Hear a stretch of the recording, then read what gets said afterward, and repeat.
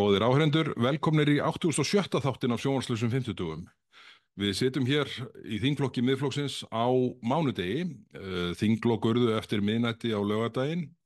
Ég verð nú að gangast við því að þessi upptaka eiga sér stað örlítið seinna en við höfum áætlað, en það var býsna mikið hark þarna síðustu dagana og ætlunin var síðan að taka upp í gær á sunnudegi en ég var svona heldur lítill í mér með vanalega hvað þreytulevel varðar, þannig að við frestuðum sig á daginn í dag, þannig að það gæti nú orðið eitthvað fútt í þessu. En Sigmundur Davíð, þú það var ekki einföld vikan hjá þér svo síðasta. Nei, ég verð að taka einhvað að þessu á mig líka. Þó að þú hafi verið gríðarlega upptekinn og skiljanlega. Nóg að gera hjá þér í að takast á við ástandið hérna einum einn. Mæti við til og fleira.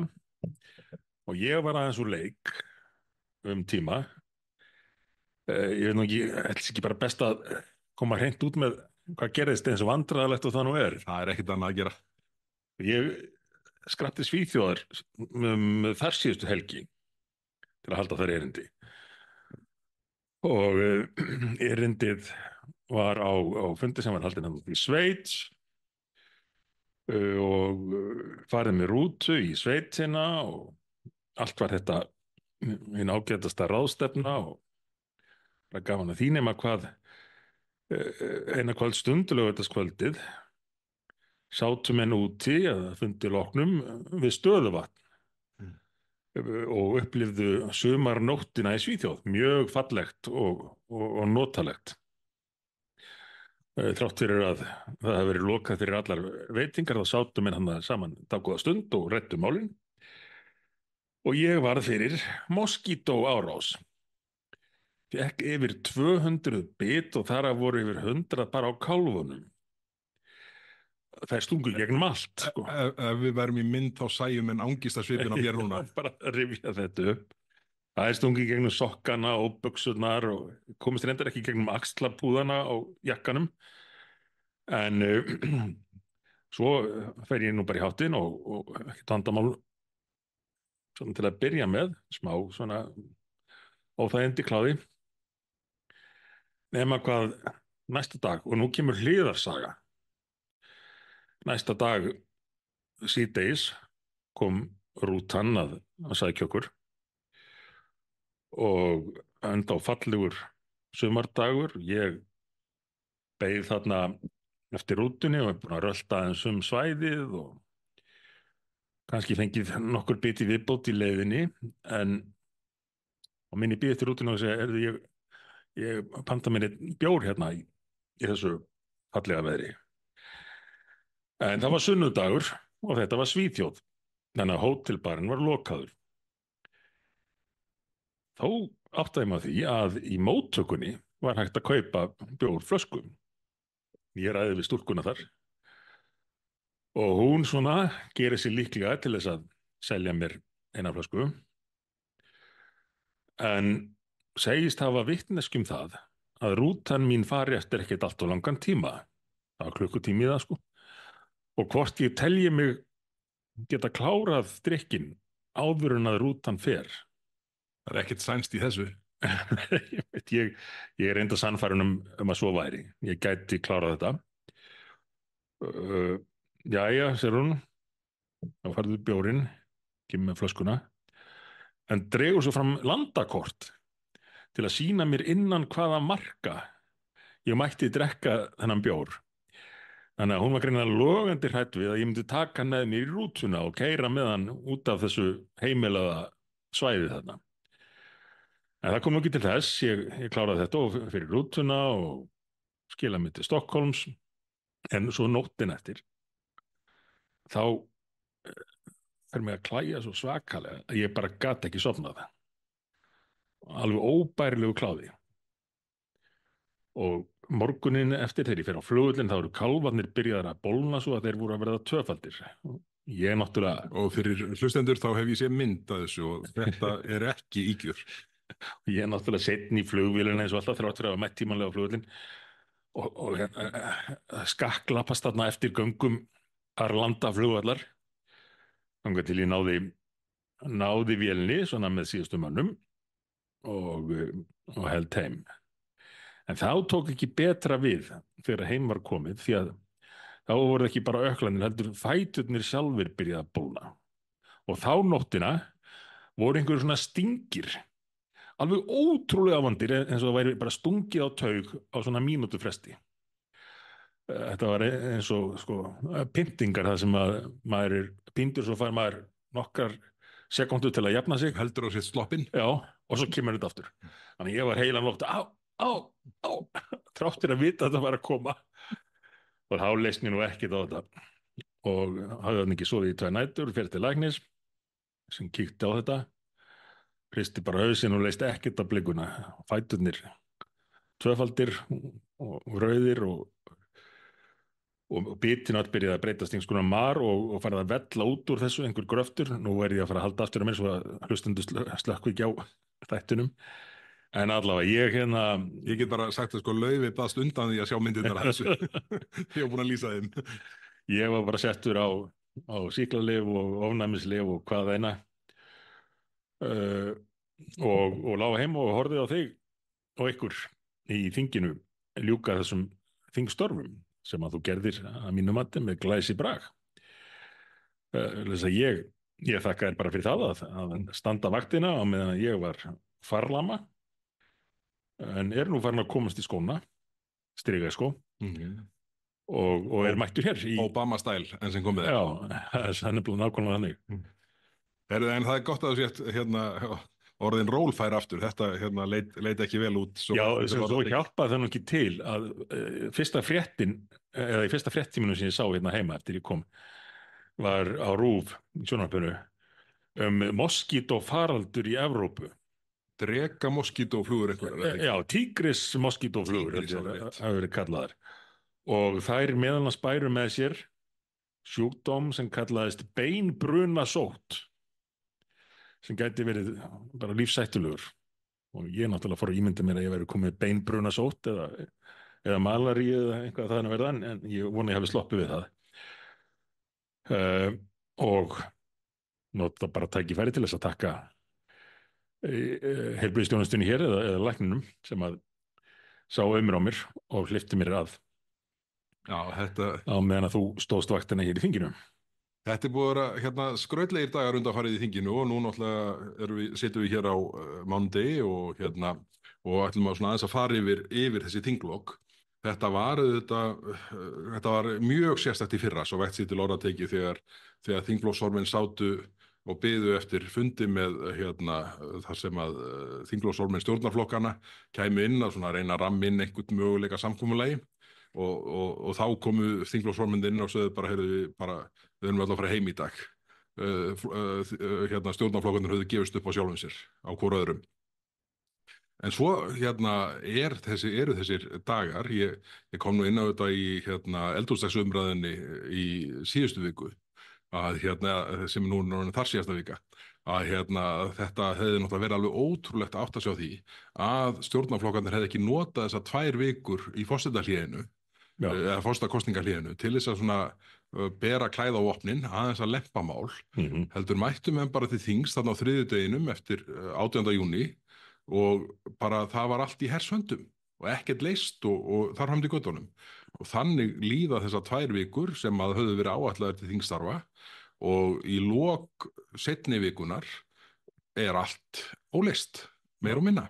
Það eina sem liggur fyrir þá er að það á að klára útlendingalögin og þau nú sennilega, með minnið þau klárist strax eftir þá helgi, þannig að þá lá bara fyrir að þetta klára útlendingalögin, listamannalögin fyrir Framsóknarflokkinn og mannréttindastofnunina fyrir mannréttindastofnun VG og í boði Sjálfstæðisflokksins.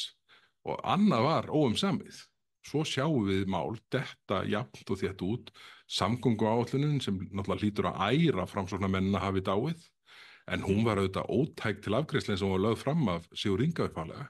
Og ég get alveg ímyndað mér að Svandís hafi nú ekki sett mikinn þrýsting á að hún kláraðist, því að þetta leit þannig út að til dæmis allt Vesturlandi, Norrland vestra og oppinn af norðaustu kjördæmi, það hefði alltaf verið stungið niður skóflu á næstu 5 árum hvað nýframkvæmdi varðar ef áætlunin hefur verið samþykkt eins og hún slík sko framúrkeyrslan í nokkrum verkefnum í kjördæmi fyrrverandi samgönguráðherra og núverandi fjármálaráðherra Sigurðar Inga Jóhannssonar. Þannig að það kom mér ekkert á óvart á einhverjum tímapunkti myndi Sjálfstæðisflokkur og VG vakna og segja bara, við styðjum ekki við að þetta verið samþykkt, og það var þetta raunin. Og ætli vindorku frumvörp Guðlaugs Þórs hafi ekki dáið svona sem mótleikur við þessu, það bæði stefna vindorku nýtingu og frumvarp þar að lútandi dóið þarna bara alveg upp úr þurru. Þannig að þetta var svona mjög skrítið að fylgjast með þessu. Það var svona eins og þetta væri svona einhvern veginn svona, hvað er þetta að kalla þetta, svona refsijöfnun sem var svona smurt yfir stjórnarflokkana.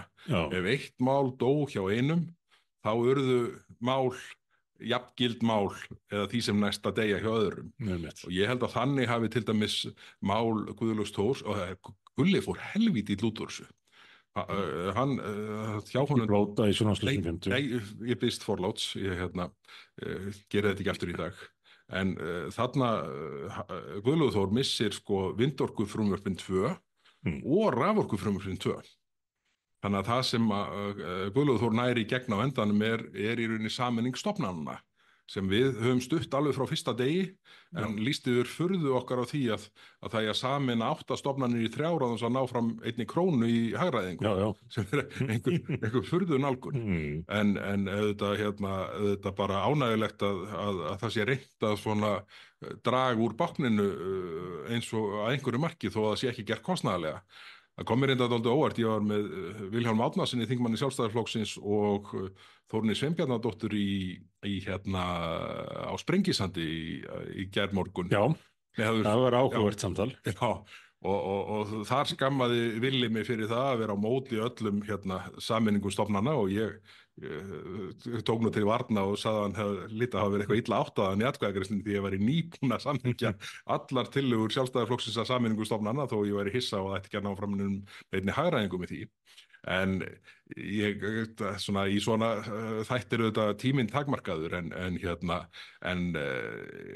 okkur verður nú að vera smá vorkunn að hafa haft efasemdir meðferð innviðaráðherra þess tíma, Þórdísar Kolbrúnar Reykfjörð Gylfadóttur, á til að mynda mannvirkjarannsóknum, byggingarannsóknum á Íslandi, þegar við lýstum efasemdum við niðurlagningu nýsköpunarmiðstöðvar atvinnulífsins, og þar inni var semst gamla rannsóknarstofnun byggingariðnaðarins. Þetta er innviðaráðherra Þórdísar Kolbrúnar? Nei, iðnaðaráðherra. Það getur auðvitað allt annað þá, sko. Þetta hefur búin að vera hringli í þessu nöfnum, þannig að ég held að Birgir Ármannsson viti ekki einu sinni ennþá hvað ráðherra heita, eða hvað þeir gera hver og einn. Ég veit það ekki sjálfur. Nei, en þetta var fyrrvöld, en Vilhjálmur, vinnur okkar, eru þetta nýbúin að leggjast hart gegn því að Þingvallanefnd fara inn í þetta nýja kerfi þar sem við erum að sameina allar stofnanir umhverfisverndar á landinu. Þannig að það svona kannski að má færa rök fyrir því að fara ekki alveg saman það sem sagt er og það sem gert er. En það er ágætt að hann rifji upp að við höfum haft efasemdir meðferðin á gömlu rannsóknarstofnun byggingariðnaðarins, því að það hefur, held ég, allar áhyggjur sem við reistum í því máli hafa raungerst. Já, heldur betur. En yfirleitt þegar þeir hafa verið að reyna að svara fyrir sig, þegar við gagnrýnum þá fyrir að stækka báknið, þá hafa þeir komið það að við höfum verið á móti leigubílamálinu þeirra. Reyndar hættir að nefna það. Já, út af svolítið. Út af svolítið, já. Þetta er einhvern mesta klúður í lagasetningu sem að sést hefur, og menn gátu alveg gefið sér það fyrirfram, eins og svo oft. Og nú er þetta bara orðið vilda vestrið, og einhverjir menn sem að enginn virðist vita eða kunna deili á eru farnir að yfirtaka þennan markað, sérstaklega við Leifsstöð, það sem er nú bara... Þetta er bara orðið lífshættulegt klúður. Já, það er ekkert orðið mikið. Og þetta er einhvern veginn, ég hafði nú ekki hugsað út í það fyrir að þú segir það núna, en þessi gagnrýnu þagnað, Villi sá ekki ástæðu til að gagnrýna okkur fyrir efasemdir í leigubílamálinu, en þar var auðvitað farin leið sem blasti við að það var eiginlega alveg sama hver afstæðin var til leigubílaaksturs, frelsis eða takmarkana þar, það var alveg sama hver afstæðin var. Ríkissjóðinn valdi verri leið en menn töldu mögulega byrjun. Já.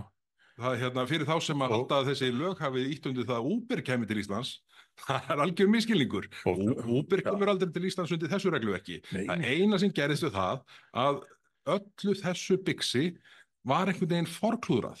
Já, jú, bara eins og við höfum séð, margir vafasamir menn þjóta þannig í gegnum próf með svindli, eins og komið þér fram, þú spurðir nú innviðar á þeirra út í prófsvindlið, skriflega, var það ekki? Ég sendi skriflega fyrirspurn og Já, Eyjólfur Ármannsson las hann að vísu upp í ótöfnum fyrirspurna tíma nokkrum dögum setna. hann náði sárið. Fyrir ekki um það. Akkurat, en innviðar á þeirra hann kannaðist ekkit við neitt svindl. En eins og Morgunblaðið benti nú á, þetta var búið að koma fram í fréttum. Það voru búin að vera viðtöl við fólk sem aðstoðaði við svindlið. Ráðuneytið, það var ekkert með á notum. Sko, þetta er eiginlega sko, þeirra gerðar svar Svandísar innviðar á þeirra við þessari fyrirspurn frá Eyjólfur Ármannssoni fyrir mína hönd að ég veit ekki hvernig hún ætlar að útskýra þetta í skriflega svarinu sem að ráðuneytið hlýtur að vera að rigga upp núna. Þetta var svo fráleitt sko. Já.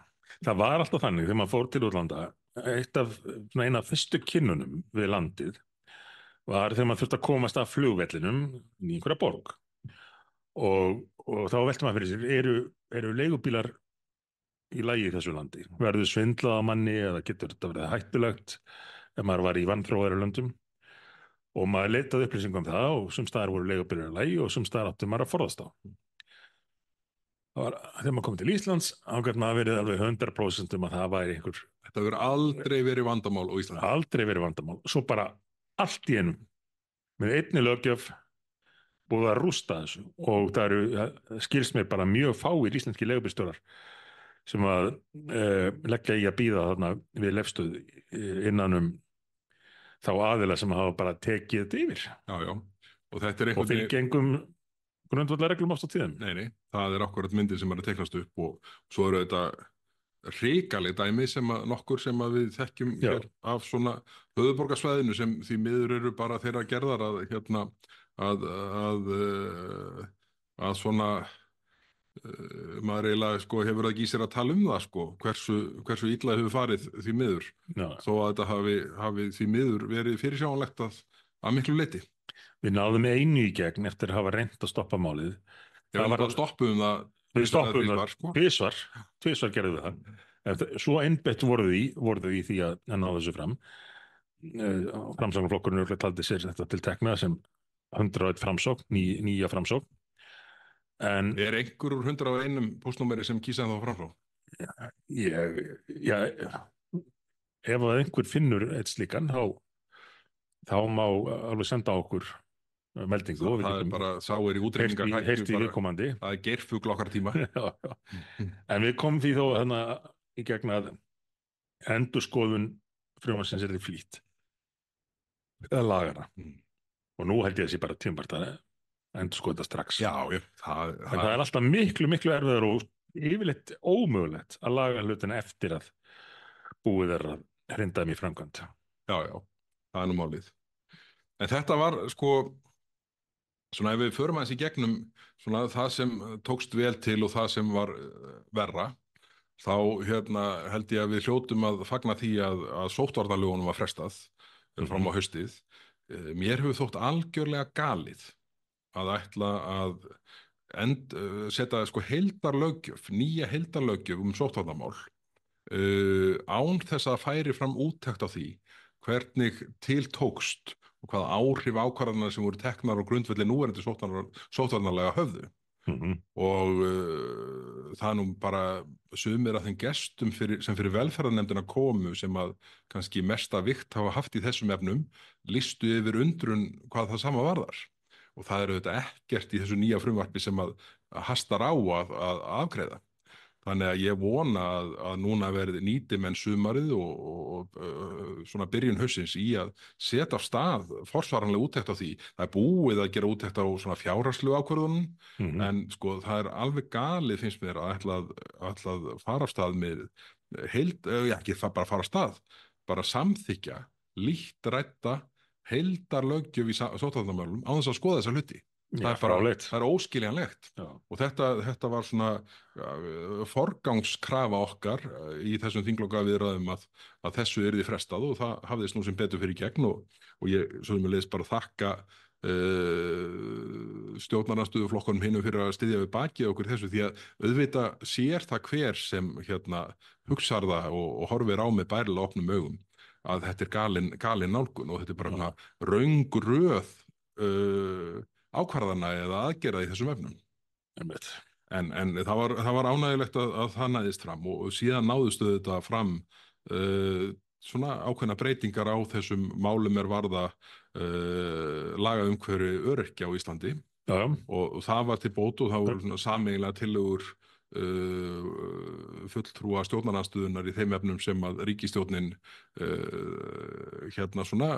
féllst á að veita brautargengi og þú varst nú mikið í því að stilla saman strengi í stjórnarnarstinni, tók ég eftir þessa síðustu daga. En ég er þú hefur verið sáttur í þessu máli. ég var sáttur í þessu máli já, og ég er auðvitað eins og þekkt maður friðar og sátta Já, og en þannig að þetta mál batnaði á lokasprettinum það hafði batnað í meðförum nefndarinnar og batnaði ennú meira út af þinglokasamningum eins og má segja og það sem var kannski áhugaverðast í þessu lokaharki voru tvö mál Lilju Alfreðsdóttur viðskipta og menningarmálaráðherra sem að snéru annars vegar að nýrri þjóðaróperu og síðan ég held að sé 70% fjölgun útlutara mánada í listamannalaunum já, gríðalegu östur sem að við lögðum nú svona gegn báðum málunum annars vegar á þeim grundvelli að þetta væri ófjármagnað sem það er í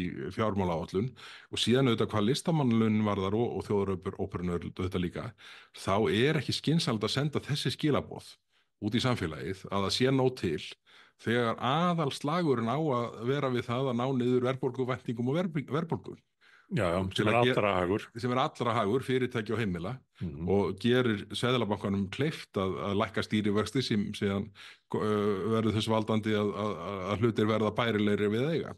Já, En svo var þetta tókst nú sem betur fyrir að svona draga það fram að málin væru verulega vanfjármögnuð samkvæmt þeim, það var þannig að næstu 5 árin samkvæmt fjármálaáætlunin sem var fyrirliggjandi og var samþykkt á laugardaginn, þá yrði bætt við 400 milljónum inn í menntamálaráðundið, þetta heitir ekki lengi, það ruglast á nöfnunum, viðskipta og menningarmálaráðundið til að mæta þessum kostnaði, en kostnaðurinn sem að frumvörpin 2 kölluðu fram var miklu hærri. já, Þannig að það endar á þannig að svona seinni hluta listamannalauna tímabilsins, þessa hækkunarferils, þá eru listamennin dálítið að borga þetta sjálfur innan úr sjóðum sem þeir hafa verið að sækja í hingað til. Þannig að það verður bara færður peningur úr sjóðum sem þessi sömu listamenn hafa verið að sækja í inn í listamannalaunin. Þannig að þetta er svona dálítið þetta er meiri ásýnd heldur en innihald allavega hvað varðar svona seinni hluta fjármálaáætlunar tímabilsins og svo þetta blasti við bara þjóðaróperu vangaveltunar voru algjörlega út í mýri hvað fjármögnum varðar enda ráðherrann felldi það mál strax og nefndin áttaði sig á þessu þannig að ég hef svona lúmskan grunum að Lilja Alfreðsdóttir hafi vitað upp á sig skömmina í þessum efnum. Já, en af hverju gerist þetta aftur og aftur að ráðherrar spila út einhverju sem er ekki búið að fjármagna? Er þið bara að vonast til þess að það sleppi í gegn og svo verður það leyst síðar? Já, annarkvort þurfum við seinni tíma ríkisstjórn að segja, heyrðu, það var aldrei neinn meining á bak við þetta og engin fjármögnun. Nú eða þá að nú eru þetta formaður Framsóknarflokksins komin í fjármálaráðandið sem gæti orðið okkur nokkuð dýrt ef að verður opin heimil til að fjármagna kosningalofvörð flokkana með gúmmítjökkum. Hann er að taka lán, hann er að gefa út skuldabréf. Hann er aldrei að gefa út skuldabréf, já við verum eiginlega að skjóta því núna, þetta bara var að birtast, bara rétt áður við fórum í upptöku. Hann er að státa sig af því að hann sé nýbúinn að gefa út græn skuldabréf og nú hafa hann gefið út, hvað kallar þetta, kynjuð skuldabréf. Veist þú, Bergþór, hvað kynjuð skuldabréf eru? Ég er bara ekki viss að ég vilji vita það. Ég held að í báðum tilvikum sé þetta nýju fötin keisarans. Það er einhverjir spuna meistarar búin að selja íslenskum stjórnvöldum það að það sé svo sniðugt að selja skuldabréf sem séu græn. Sérðu ekki þannig græna fallega lit á skuldabréfinu? jú, segja menn, þú er ekki að segja hana, jú, þetta er mjög fallegur grænn litur og sjáðu þetta kynjaða skuldabréf. Sérðu hvernig þetta leysir jafnréttismál í heiminum jafnvel. Já, ég sé það. Erðu, við seljum fyrir þig, gefum út þessi kynjuðu og grænu skuldabréf og þið takið lán og fáið peninga sem þeir störu reyðir að borga aftur einhvern tímann en að þetta er svo gott efni, það er svo gott í þessu. Þurfi hvort sem er út að óráðsíðu ykkar í ríkisfjármálum. Já, já. Ei, sko, að endan við þetta, sko, standa þessir aðeilar allir upp í berrasæðir en við skattgreiðendum borgum þetta. Já, já. Það er auðvitað niðurstaðan. En ég er svona bráðaærðist því ég sá þess að fréttatilkynningu frá fjármálaráðuneytinu áðan og ég fekk svona strax á tilfinninguna að heyrðu, þeir hafa ekki þorað að setja þetta í loftið á meðan þingið var enn í gangi. Það hefði einhverjir brjálæðingar eins og Bergþór og Sigmundur ærst í pontu yfir þessu sér sýndamessku. Það er samt virðast þeir vera stoltir að þessu af því þeir kaupa þetta, sko. Þeir láta segja sér að þetta sé. Þeir eru búinir að láta plata sig. Já, og búinir að hérna láta klæða sig upp í þessu. Já, já. Og þora þá ekki að gegnsæja selófanni að segja, veitu, er eitthvað vit í þessu af því að það er búið að selja þeim þetta og þá fara þeir rosalega stoltir út að labba í nýju klæðunum. Það er nú ekki víst að það kemur vel út ef að Sigurður Ingi labbaði yfir Austurvöll í klæddu selófanni einu fatta. Nei, það á svo sem við okkur nokkra. Já, já. Betra að vera í alvöru. Já, já, það er rétt. Þetta er ég man nú ekki hvar eins og áhörundur heyra nú, þá er þetta ekki mjög skipulagt hvernig við förum í gegnum þetta. En það er síðan annað sem að við eiginlega verðum að fara í gegnum varðandi þau mál sem dóu og það er samgönguáætlun. Það er algjörlega ótrúlegt og ég var þeirra skoðunar allan tíman að það væri útilokað að afgreiða. Hún væri bara ótæk til afgreiðslu samgönguáætlunin eins og Sigurður Ingi laði hana fram og við komum aðeins inn á þetta áðan. En sko það sem við ræddum ekki áðan var sko hvers vegna. Og það er annars vegar varandi það sem ég nefndi áðan varandi sko vanfjármögnun framkvæmda í Suðurkjördæmi. Það er annars vegar Hornafjarðarfljótið sem var búið að samþykkja í samgönguáætlun 2,4 milljarða, 2.450 milljónir í. En stefni núna í það að vera fullu fjármagnað innan úr samgönguáætlun fyrir 8-10 milljarða. Nú, þetta er sko svakalega hækkun þetta. Stökkbreyting og það er enginn að leggjast gegn því að Hornafjarðarfljótið verði þverrað. En bara nálgunin er þeirra gerðar að þetta myndi bara slátra öllum nýframkvæmdum á næstu 5 árum annars staðar á landinu. Varðar þetta siglingarnar eða brúna? Þetta er brúin og aðliggjandi vegir. Og síðan höfum við brúna, Ölfusárbrúna sem að átti að vera samvinnuverkefni en virðist sama skapi verða full fjármögnuð samkvæmt tillögunni innan úr samgönguáætlun. Þannig að, og aftur, það er augljóst að það þarf nýja Ölfusárbrú og það er blasa við. Já. En eins og þessi svokölluðu samvinnuverkefni. Þau hafa öll klúðrast. Já. Öll. Eins og þau voru kynnt með pomp og prakt, ekkert hefur gengið eftir. Ég hef ábyggilega búin að halda svona 20 ræður í þinginu þetta. En innviðaráðherrann, fyrrverandi og núverandi fjármála, hefur alltaf bara þetta er allt undir kontról. Þetta er bara í mjög fínu gír og þetta verður bara klárað eins og upp á lagt með. Og svo náttúrulega verður maður að nefna í þessu samhengi enn eitt sko, sem er Fossvogsbrúin sem hefur sko, sprungið út í kostnaði þó ekki hlutfallslega eins og Sæbrautarstokkurinn. En það er einmitt síðan næsta atriði sem að gerir samgönguáætlunina ótæka til afgreiðslu eins og hann lögð fram. Það er að það sé að það er afgreiða nýja samgönguáætlun áður en að uppfærð samgönguáætlun höfuðborgarsvæðisins uppfærðu samgöngusáttmáli höfuðborgarsvæðisins liggur fyrir. Uppfærðu samgöngusáttmáli höfuðborgarsvæðisins átt að liggja fyrir í júní í fyrra og við erum núna 24. júní ári síðar. Það er sko rúmt ár síðan að uppfærði sáttmálinn átt að liggja fyrir eða samkomulagið og bara það virtist vera það ætti bara að gefa mönnum svona frítt spil einmitt til þess að til að í rauninni fá svona eftir á leyfi til að eyða öllum þessum peningum á þess að tala við Alþingi.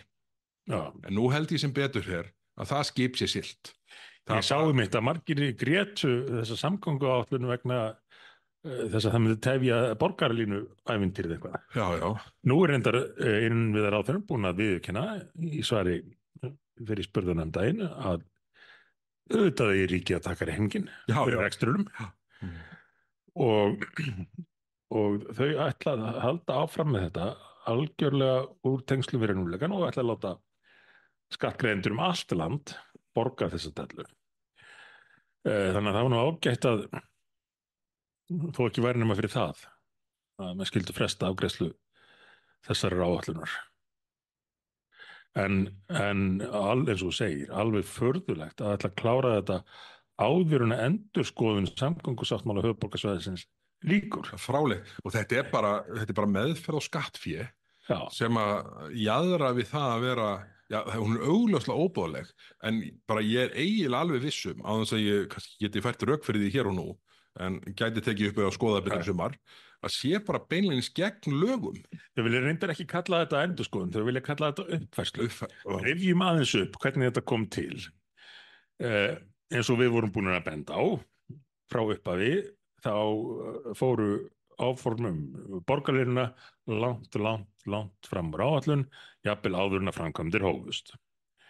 Jæja, þetta var svo mikið að fjármálaráðherra þess tíma, Bjarni Benediktsson, kveikti á perunni og gat ekki annað en sagt hérna svörum við okkur í þingsal. Já, það þarf einhvað að skoða þetta. Og tilkynntum það að það þyrfti að ráðast í endurskoðun samgöngusáttmálans.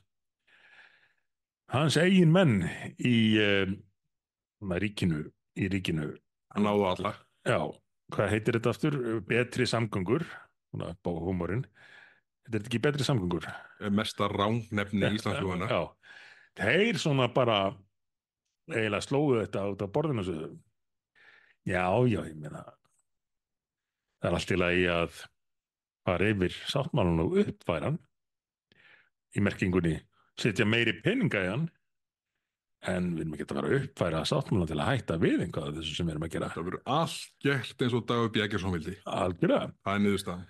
Og þannig kemur þetta til að það er ráðist í þetta endurskoðun, það sem að innviðaráðherrann og borgin vilja kalla uppfærslu til að reyna að meta það hversu miklu meiri peninga ríkið er að setja í borgarlínuna.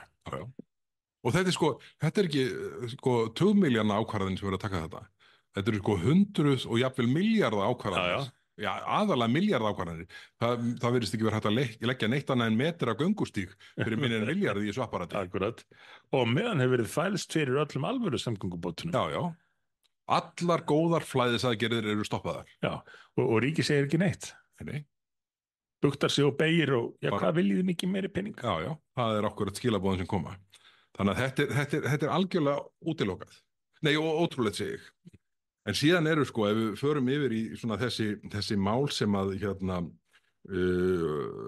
dóu í höndunum á ríkisstjórnarflokkunum, þá er þetta eitt mál sem ég veit að Bjarna Benediktssyni hefur verið mjög kært. Það er semst gamli IL-sjóðurinn, gamli íbúðalánasjóður sem að núna svona með hefðbundum hætti hefur verið endurskýrður og heitir núna slitótgjaldfærra opinberra aðila. Svo það sé ekki alveg áberandi hvað er verið að gera. Þetta er auðvitað verið að leysa gamalt kosningalofvörð Framsóknarflokksins sem hefur kostað valdið 100 milljarða tjóni. Já, ég geti nú aðeins samt gert ágreiningum að skella þessu öllu á það, því að bankarnir á sínum tíma fóru nú dálítið fram úr sér í að reyna að drepa íbúðalánasjóð. Já, það er síðan alveg rétt sömuleiðis eflaust, en enga síður vandamáli var tilkomið vegna þessara breytingar sem þarna var gerð, Með hvaða hætti? Já. Og málið er nefnilega, á endanum var þetta nefnilega, þetta var ekki prinsipið sem var í gangi þarna, heldur var þetta hvernig ákvörðunum var tekin þetta HFF 44 bréf sem var óuppgreiðanlegt, sem var gefið út, sem að er nú tæknilega leiðilegt og við skulum ekki fara í að dítalera hér, eða útræða hér, en sú nálgun sem farin var í útgáfu skuldabréfa íbúðalánasjóðs er í rauninni vandamáli sem verið að leysa núna.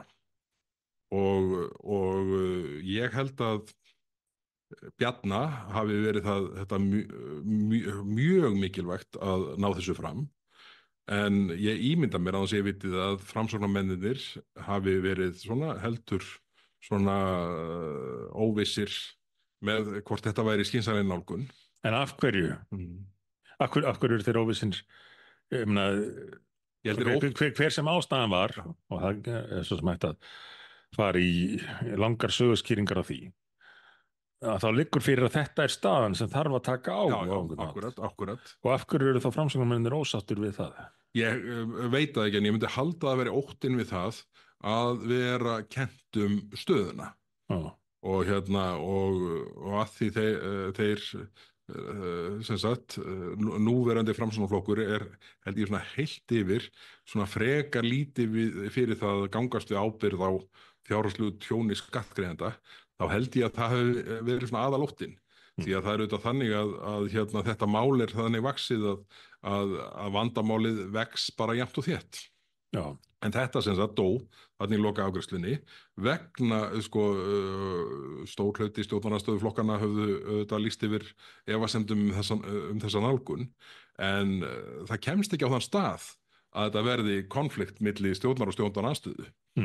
Ég held að sé nú meira þannig að stjórnarflokkarnir vilji nota það sem útskýringu fyrir því að máli dó að stjórnarandstöðuflokkarnir hafi verið á móti því. En raunin var held ég að þeir voru sjálfir náðu sér ekki saman um það. Já, er það ekki þannig með mörg mál? Jú. Eiginlega öll málin þarna síðast sem var hent á borðinu sem betur fer því þau komum sér ekki saman um neitt. Já. En nú komum við sér saman um einhverjum nokkur mál og þá er eins og lístu nú eiginlega í byrjun að það er ekki málamiðlunin í þeim skilningi að menn svona gerir máleinkunin betri og mildari eða neitt slíkt. Nei, þú fær þitt rugl ef ég fæ mitt rugl. Já. Þetta er bara rétt eins og mitt mál dó, nú þarf þú að drepa eitt mál eins og komið ná hann. En síðan eru fleiri og það er náttúrulega risamál sem dó í höndunum á stjórnarflokkanum sem er lagareldið. Já. Það kom mér, ég vissi að Þórarinn Ingi formaður atvinnuveganefndar hafði lagt mikla vinnu í að vinna breytingar og svona reyna að leiða í jörðu svona stóru ágreiningsmálin. En aftur, þetta er svona mál sem að í rauninni komst aldrei á þann stað að verða samtalsefni stjórnar og stjórnarandstöðu. Nei. Þetta bara deyr í fanginu á stjórnarflokkunum. Þetta komst aldrei á þann stað að það yrði eitthvað samtal efnisatriði þess annars staðar en utan stjórnarflokkana. Já. Og ég fekk nú mikla skammir fyrir að það árið 2019 að benda á að löggjöfin sem var keyrð í gegn þá væri léleg. Það blasir við öllum í dag. Nú horfði ég bara á þetta utanfrá en er of langt gengið að segja að matvælaráðherrann hafi ákveðið að slaufa þessum máli í viðtali í reiðikasti yfir afstöðu Jóns Gunnarssonar til vantrauststillögunnar. Ég held að núna í þessum hring hafi þetta dáið inn í nefndinni, ekki inn í nefndinni, hjá meirihlutaflokkanum, fulltrúum meirihlutaflokkana í nefndinni, en það sem var, ég held ég viti hvaða viðtals þú ert að vísa til þarna við Bjarki Olsen, og það eru þetta mjög sérstakt var þetta ekki í þessu sama viðtali sem hún sagði að það væri bara ekkit víst að hún leiði málið aftur fram í haust. Já, ég veit. Þetta man ég ekki eftir að hafa séð frá ráðherra. Að vera svo af því hún hafi áður sagt að það kæmi í haust. Já, akkurat. Það hefur í öllu samhengi hefur legið fyrir að málið ekki bara ætti að klárast að mati stjórnarflokkana heldur þyrfti að klárast. Já. Og ég held að það sé rétt. En svo eru þetta lagfæringar sem þarf að gera innan þess. Já. Og þetta er ekki mál til þess að opna á allt í eldinu, þetta er mál til þess að búa til reglur sem að hemja. Já. Og málið er að það hefur legið fyrir alveg frá 2019 þegar núverandi löggjöf var sett að hún var ekki góð og það var bara ótrúlega margt og það versta er fullt af þeim hlutum var bent á en menn bara ákvað að setja kíkinn fyrir blindaugað. Mhm. En ok, nú er það staðan þessi og Matvælaráð er búin að lýsa yfir að það sé bara alls ekkit víst að hann ætli sér að leggja fram sambærilegt frumvarp í haust. Mhm. Ég er hræddur að þetta svona stefni í mikið óefni og og í rauninni sama úr hvað áttu horfir til málsins. Já. Og þetta eru hvernig er best að lýsa því? Ég held að sko nálgunin hjá stjórnarflokkunum með matvælaráðherra í broddi fylkingar sé sko skaðleg bæði fyrir eldisfyrirtækin, veiðiréttarhafa og í rauninni alla. Og sko það verður að halda því til haga að það er í rauninni engin þingflokkur að tala gegn laxeldi í sjó Mhm. nema Píratarnir. Bara engin annar sko. Það er allir aðrir sko fylgjandi því að bara að löggjöfum verið lagfærð og menn reyna að ná tökum á starfseminni Já. og þannig stendur máli núna. En vegna ósætti stjórnarflokkana þá eru menn fastir. Mhm. Þannig að þetta er ótrúlega skrítin staða. En síðan eru þetta, ég man ekki hvort þú komum inn á þann, rættum við eitthvað mannréttindastofnun Sjálfstæðisflokksins á þann? Nei, við höfum eftir að tala um það. Við verðum eiginlega, ég vil ekki Já. taka saman þessi 3 mál Já. sem og eru þó 3 málin sem að stjórnarflokkarnir náðu saman um. Já. Það er svona útlendingamál Sjálfstæðisflokksins, það eru listamannalaun Framsóknarflokksins og það eru mannréttindastofnun VG. Já. Ef við ekki bara kalla þetta mannréttindastofnun VG, Jú. eins og Henry Alexander vinnur okkar gerði Mhm. í einhverjum pistli fyrir í dag. Mannréttindastofnun VG með fulltingi Sjálfstæðisflokksins. Já, akkurat. Þetta er svona eins og Ríkisútvarpið í almannaþágu. Já. Ég man ekki hvað. En sko, ef við byrjum á mannréttindastofnunni, þetta er auðvitað algjörlega óþolandi þvæla. Já, Að já. mönnum takist undir forystu Sjálfstæðisflokksins að stofna setja á laggirnar enn eina óþörfu stofnun. Meina, hvað eru margar mannréttindastofnanir starfandi á Íslandi? Við erum þetta með Mannréttindaskrifstofu Íslands, við erum með fjölmargar stofnanir á sama sviði, jafnréttistofnun og allar þessar stofnanir. Borgin er með sína eigin mannréttindastofnun og þar fram til göttunum. Og svo les maður þetta frumvarp og sér að þetta er bara sett fram í einum tilgangi. Að dyggðaflagga, Já, já. sína, heyrðu, erum við ekki að taka á mannréttindum? Aldeilis, við erum búin að búa til nýja stofnun mannréttindi og þetta verður eflaust ágætis vettvangur fyrir VG-liða og aðra slíka aktivista að halda sínum málstað á lofti og einmitt að koma í veg fyrir svona frumvarp eins og þetta litla útlendingafrumvarp sem að Sjálfstæðisflokkurinn fékk að hleypa í gegn stofnun mannréttindastofnunar. Af því að þú getur rétt ímyndað þér hvernig umsagnirnar verða frá þessari stofnun og viðtölun í sjónvarpinu og svona þegar að næsta frumvarp að reyna að laga útlendingamálin kemur fram. Ég ætla að setja fram spá. Já. Hún er ekki mjög ígrunduð, en ég ætla að spá því að Henry Alexander sækjum að vera forstjóri stofnunar. Já, það kemur ekki óvart með greina sem ég sá vísi á það sem hann var að setja ofan yfir okkur. Já, já. Mig fyrir einhvað sem ég skrifaði á Facebook og þig fyrir einhvað sem hann saðir hérna í pontu. Yfir hverju var hann eiginlega pirraður? Ég er ekki viss. Það væri verið að tengja þetta við VG sérstaklega. Það er nú full ástæða til, annars væri þetta ekki þarna. Nei, Nema fyrir Sjálfstæðisflokkinn. Nema fyrir Sjálfstæðisflokkinn sem að, og við skulum ekki gleyma því, hleypti þessari stofnun ítrekkaði gegnum ríkisstjórn. Þetta er ekki fyrst skipti sem reyndir að búa þetta til. Áður var þetta systur frumvarps í ríkisstjórnarinnar endurmenntunar námskeiðin. Manstu eftir þeim? Já, svo kallar hatursorðræðu. Hatursorðræðu námskeiðin fyrir alla landsmenn frá 30 til 130 ára. Með áherslu á dómara. Með áherslu á dómara og lögreglu. Já.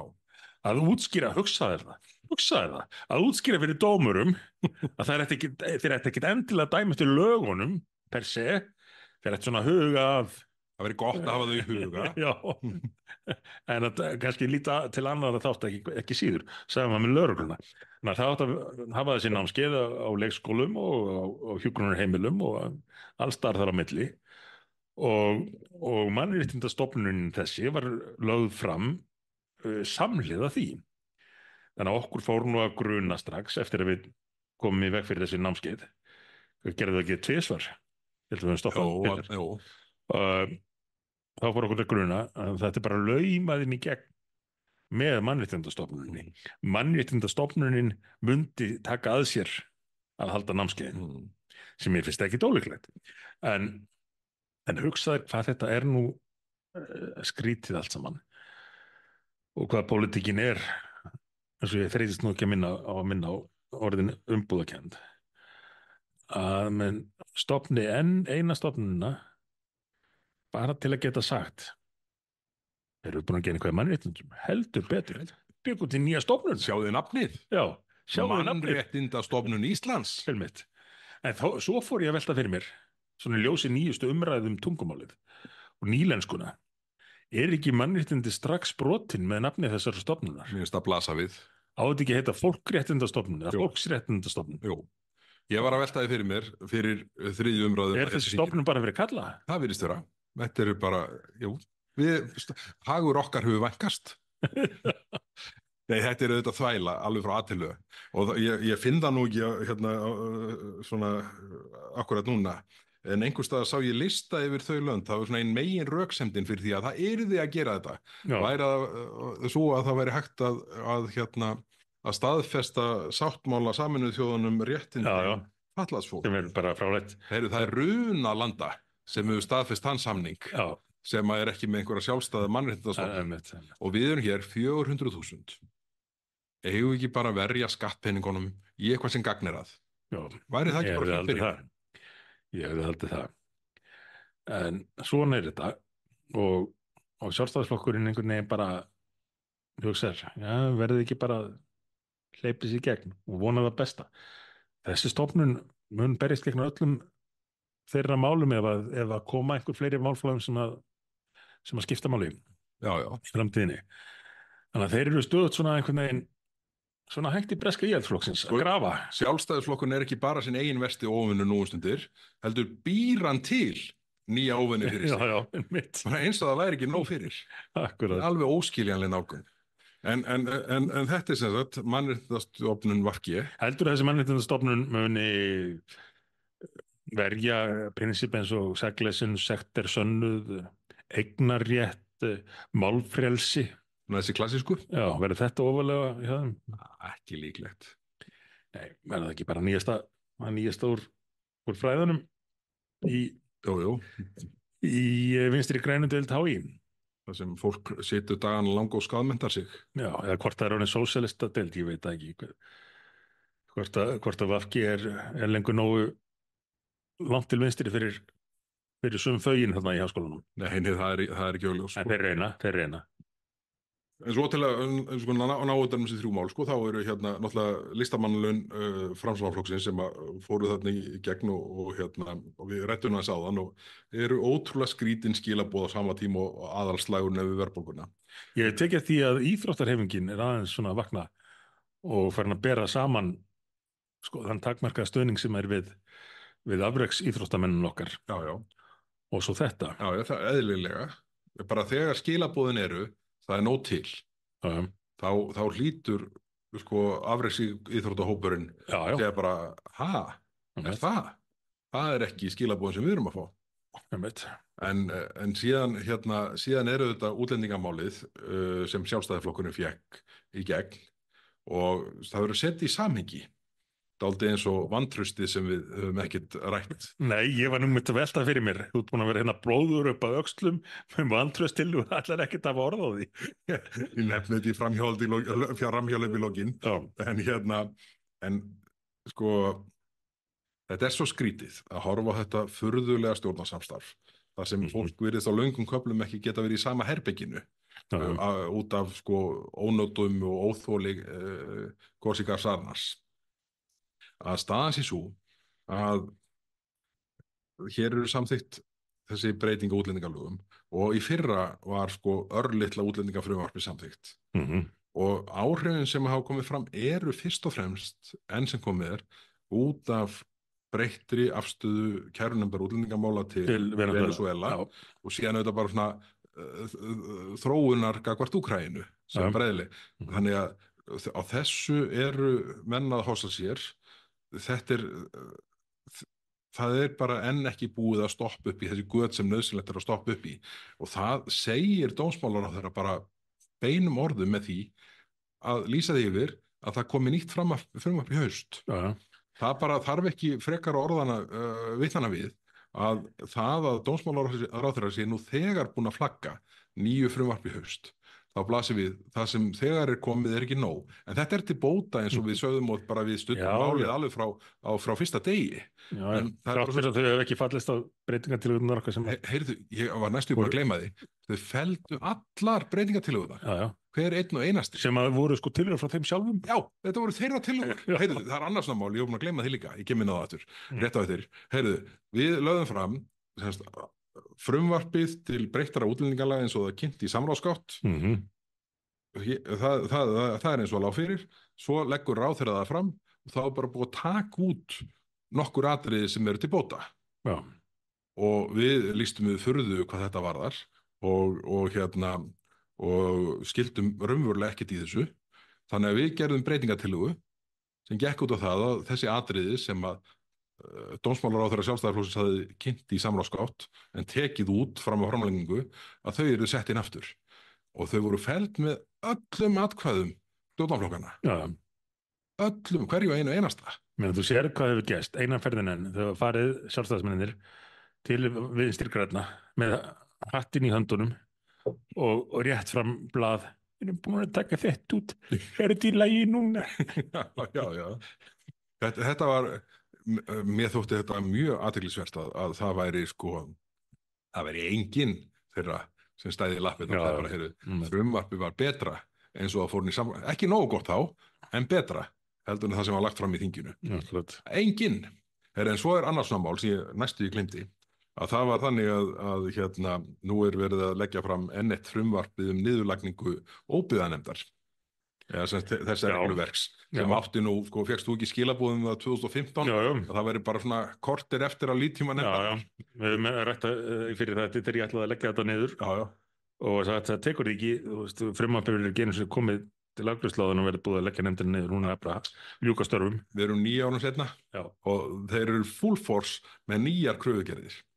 Heyrðu, og það var þannig að ég var búinn að láta vinna frumvarp sem gekk út á það að fella niður kröfugerðir ríkissjóðs gagnvart þessu sem er kallað svæði 12 sem eru eyjar, hólmar og sker landið umkring sem var ekkert undir í því þegar lögin eru sett þrátt fyrir misskilning Þórdísar Kolbrúnar þar að lútandi þegar hún reyndi að útskýra sig frá þessu.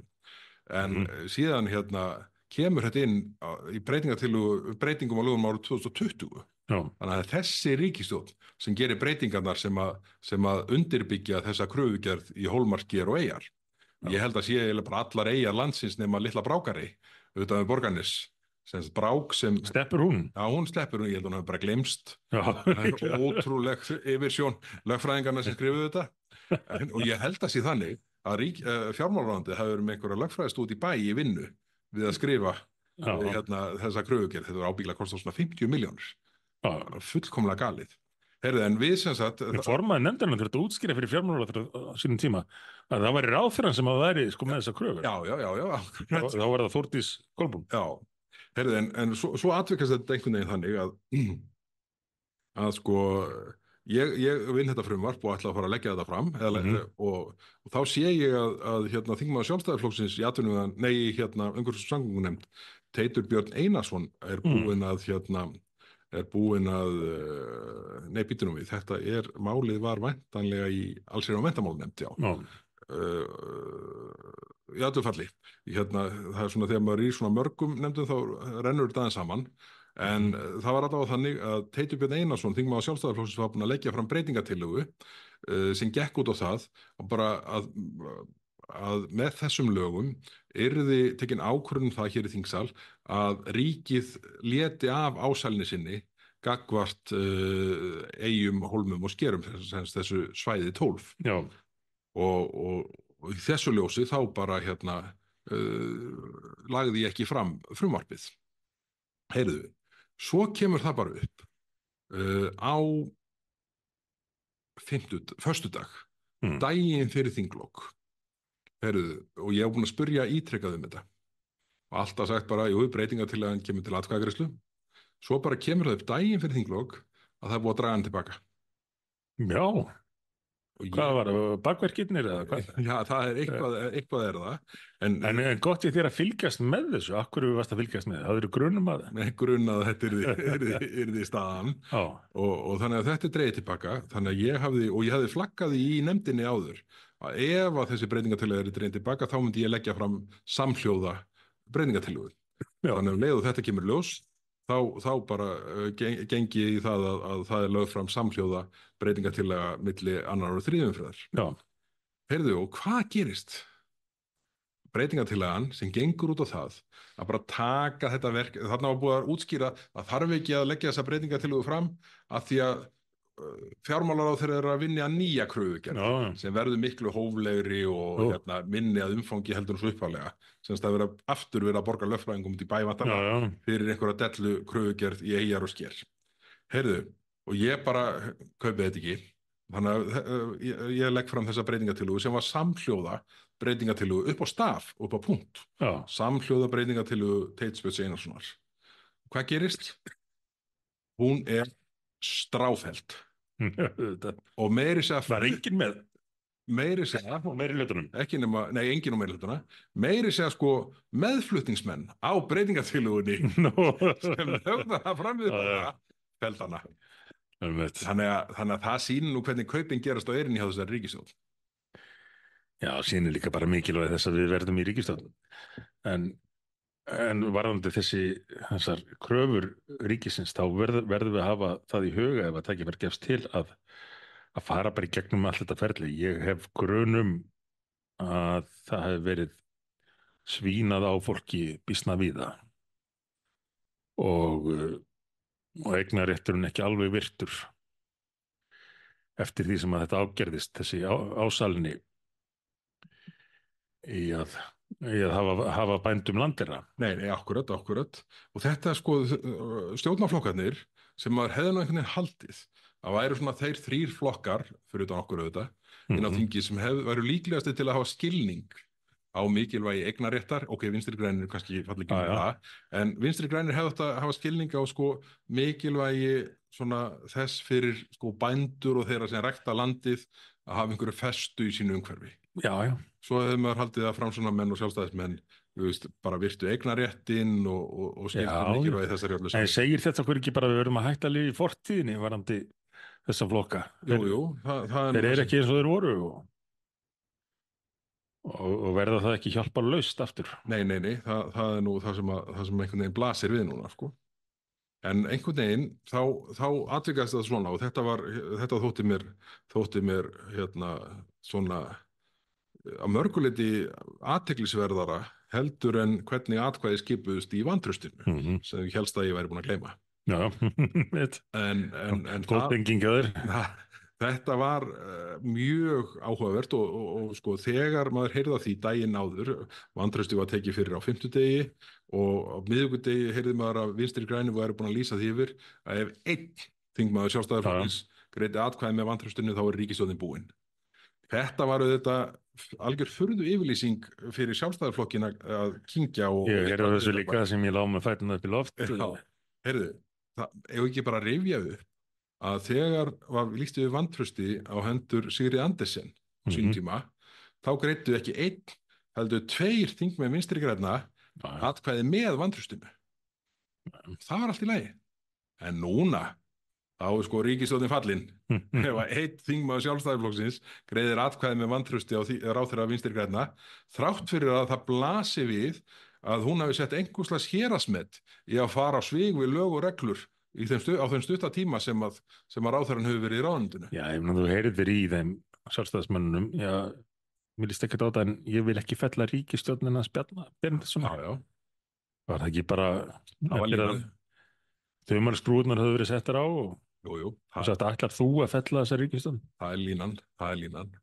Þannig að þetta en ég held að sko vantrausti hafið þetta dregið fram ósætti sem er milli stjórnarflokkana. Við sjáum bara Guðmundur Ingi Guðbrandsson, starfandi formaður Vinstri grænna, lýsi því bara yfir að Jón Gunnarsson og Óli Björn Kárason séu hvað kallaðu það? Ekki stjórntækir, ég kann ekki hvernig hann orðaði það. Ekki stjórntækir, það var orðaðið, einmitt. Og og Jón náttúrulega hafði efasemdir að VG ætti yfir höfuð að vera á þingi, þannig að Þannig að sko, ef að þið kæru hlustendur hafið þá trú að þessi ríkisstjórn sé á vetur setjandi, hún er mögulega á sumar setjandi en ekki annan vetur. Ég held að það sé alveg ljóst. Og síðan náttúrulega bara það sem við farið inn á hér áður, bara frá þeim tíma að Svandís Svavarsdóttir tekur flokk Vinstri græna í haust, Vinstri hreyfinguna grænt framboð, þarna fyrstu helginni í október, þá verður Bjarni Benediktsson með skambysuna við gagnaugað, alveg þangað til hún finnur rétta máli til að slíta á. Það er algjörlega, það er pólitískur ómöguleiki í því að Svandís Svavarsdóttir verði fagráðherra í ríkisstjórn Bjarna Benediktssonar í næstu kosningabaráttu. Heyrðu, þeir ætla eftir að láta henni að ráða för með hvenær og hvernig hún slítur. Heyrðu, nú er ég að fara með Ósk til læknis. Já, ég veit, ég er búin að vera að fylgjast með klukkunni og þess vegna hef ég haldið aftur um mér. Margt sem ég hefði langað að ræða, en það verður að bíða betri tíma. Það verður þáttur hjá okkur á fimmtudaginn á réttum tíma. Já, það er nú ekki langt í það. Nei, það dróst svo hjá okkur. Já, en drátturinn skýrist annars vegar af fótameinum þínum í boði moskítófluga og því að það var býsna hektískir dagar sem að hefði alla jafna verið upptökudagur og dagarnir á eftir. Akkurat. Og síðan var ég, eins og norðanmenn myndu segja, alveg punkteraður í gær. Og ég ætla nú tækifærið og minna hlustendur á að þeir hægt að sér til útlanda í sumar, passið ykkur á moskítóflugunum, varist að vera úti í ljósaskiptunum, reynið að nota einhver svona varnarefni en það er ekkert víst að þau dugi og þeir stinga í gegnum allt. Þessar viðbjóðslegu flugur og við erum að vona Íslendingar að við verðum lausir við moskítóflugurnar og aðra óværu eins lengi og mögulegt er. Ég held að það séu fín lokaorð. Kæru áhorfendur, takk fyrir að hlusta. Við heyrumst aftur seinni í vikunni. Við þökkum fyrir okkur í dag. Bless, bless. Takk fyrir. Bless.